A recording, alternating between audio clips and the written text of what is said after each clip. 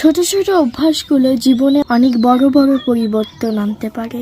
এই যেমন সকালে ঘুম থেকে উঠে যখন আমরা বেডটা গুছিয়ে নেই, তাহলে সারাদিন আর বেডটা এলোমেলো থাকে না, ঘরটা গোছালো দেখায়। কাপড় চোপড়গুলো যদি সাথে সাথে ভাঁজ করে ওয়ার্ডরোবে রেখে দেই, তাহলে যখনই যেটা ড্রেস দরকার সাথে সাথে খুঁজে পাওয়া যায়। তখন চিল্লাতে হয় না, আমার এই ড্রেসটা কই, ওই ড্রেসটা কই। মায়েরা আর কত দিক সামলাবে, বাচ্চাদের মানুষ করতে করতে পাগল হয়ে যায়।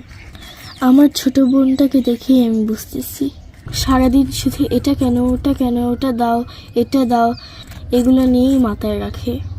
ছোট ছোট কাজগুলো, যেমন চুল আঁচড়ানোর পরে চিরুনিটা ঠিক জায়গায় রেখে দেওয়া, খাওয়ার পরে প্লেটটা ধুয়ে উল্টে রাখা, বাইরে থেকে এসে শুরু রেখে জুতাগুলো গুছিয়ে রাখা, এগুলো ছোট ছোট অভ্যাস কিন্তু বাড়িটাকে পরিষ্কার রাখতে সাহায্য করে।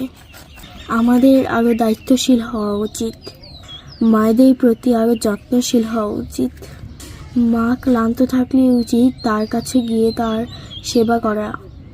সবাই ভালো থাকবে, আল্লাহ হাফেজ।